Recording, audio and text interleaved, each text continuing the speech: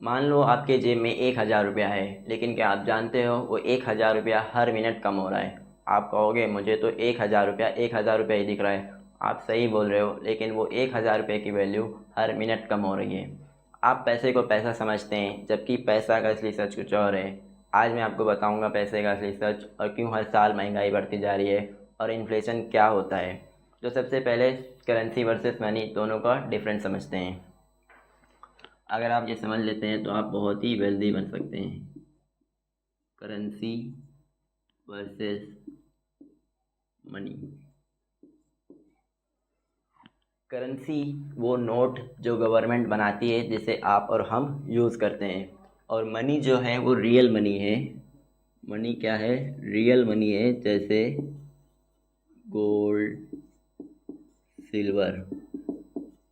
जो समय के साथ क्या होता है, बढ़ता है, जो हमेशा ऊपर जाता है। तो जो रियल मनी है वो हमेशा क्या होता है, ऊपर जाता है। लेकिन जो करेंसी है, currency lose its value every single minute. क्यों लूज़ होती है? क्योंकि गवर्नमेंट जो है वो कंटिन्यू नोट्स प्रिंट करती है। तो गवर्नमेंट क्या करती है, कंटिन्यू नोट्स प्रिंट करती है।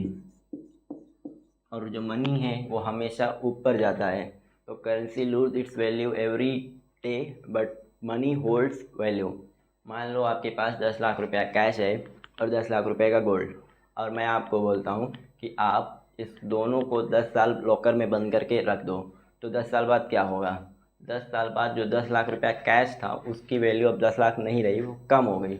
लेकिन जो 10 लाख रुपए का गोल्ड था उसकी वैल्यू क्या हो गई, अब बढ़ गई। इसीलिए आपको कैश नहीं रखना, उसको एसेट में लगाना है। मान लो आप बोलते हो ठीक है, करेंसी हर मिनट अपनी वैल्यू क्या करती है, खोती है। तो हम पैसे को कहाँ रखेंगे? बैंक में। तो बैंक में आपको कितना मिलेगा? बैंक आपको देगा 3, 4, 5 या 6%। इससे ज़्यादा तो हर साल इन्फ्लेशन बढ़ रहा है। इन्फ्लेशन कितना है? इन्फ्लेशन 6% से बढ़ रहा है। बैंक हमेशा आपको इन्फ्लेशन से कम ही देता है। मान लो अगर आप एफडी में रखते हैं तो एफडी में आपको कितना मिलेगा? एफडी में आपको 6% मिलेगा। और अगर आप सीनियर सिटीजन हैं तो आपको 7.5% मिलेगा। और एफडी भी जो है वो सिर्फ इन्फ्लेशन के बराबर या इससे स्लाइटली से आप ज़्यादा ले सकते हैं। मान लो आपके पास 1 लाख रुपया है और उसको आप बैंक में रखते हैं। अब 1 लाख रुपया को अपने बैंक में रख दिया तो बैंक आपको 3% का इंटरेस्ट देगा।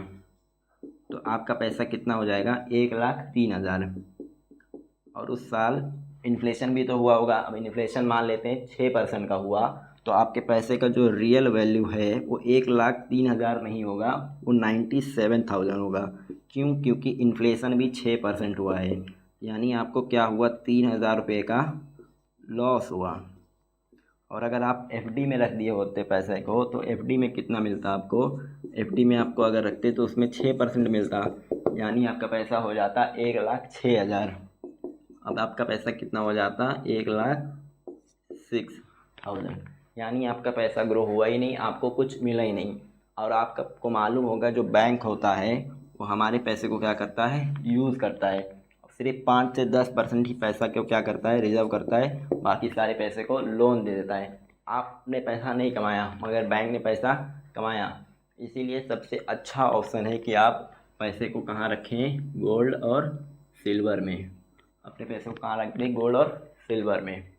अब इन्फ्लेशन क्या है? तो इन्फ्लेशन का मतलब जब चीज़ों की प्राइस बढ़ती है और पैसे की वैल्यू कम होती है तो उसे कहते हैं इन्फ्लेशन। अब चीज़ों की प्राइस क्यों बढ़ती है, पैसे की वैल्यू कम क्यों होती है, उसको समझने से पहले आपको डिमांड एंड सप्लाई का कंसेप्ट समझना होगा। मैं आपको एकदम सिंपल एग्जांपल देता हूँ। मान लो एक टाउन है और उस टाउन में डेली 100 किलो प्याज नॉर्मली बिकता है और सप्लाई भी कितना होता है? इतना ही होता है। अब मान लो अगले दिन बारिश की वजह से खेत खराब हो गई तो सप्लाई सिर्फ 50 किलो का ही हुई।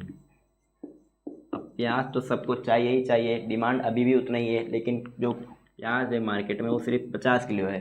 तो दुकानदार क्या करेंगे, जो प्याज 20 रुपये में बिक रहा था, 20 रुपये किलो, वो 40 रुपया कर देंगे।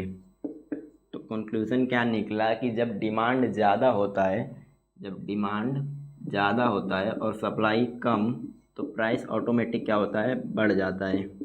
अब वापस हम वहीं आते हैं कि चीज़ों की प्राइस क्यों बढ़ जाती है, इन पैसों का वैल्यू कम क्यों हो जाता है, क्योंकि गवर्नमेंट क्या करती है, कंटिन्यू नोट प्रिंट करती है। गवर्नमेंट नोट प्रिंट करती है, और जब कंटिन्यू नोट्स प्रिंट होता है तो मार्केट में ज़्यादा पैसा आ जाता है, और जब ज़्यादा पैसा आ जाता है यानी सप्लाई ज़्यादा होती है तो पैसे की वैल्यू कम हो जाती है, और पैसे की वैल्यू कम होती है तो चीज़ों की दाम बढ़ जाते हैं। उसी को हम नाम देते हैं महंगाई यानी इन्फ्लेशन। आई होप आप समझ गए होंगे। और अगर आप सिर्फ आज भी अपने पैसे को बैंक में रख कर सोच रहे हैं कि हम अमीर बन रहे हैं तो आप सिस्टम के ट्रैप में हैं। बैंक आपको 3 से 5% देगा, कहाँ इन्फ्लेशन 6 से 7%। आप सोच रहे हैं कि पैसा बढ़ रहा है, असल में पैसा घट रहा है। अगर आप अपने पैसे को सिर्फ बचा कर रख रहे हैं तो आप सेफ़ हैं, और अगर आप अपने पैसे को मल्टीप्लाई कर रहे हैं तो आप स्मार्ट हैं, और अगर आप सिर्फ स्पेंड कर रहे हैं तो आप ट्रैप में हैं। अगर वीडियो वैल्यूबल लगा तो वीडियो को लाइक करें, शेयर करें अपने फैमिली एंड फ्रेंड के साथ, और फाइनेंशियल एजुकेशन और स्टॉक मार्केट सीखना चाहते हैं तो चैनल को सब्सक्राइब करें और बेल आइकन ज़रूर दबा दें, जिससे आने वाली वीडियो आपसे मिस ना हो। मिलते हैं अगले वीडियो में।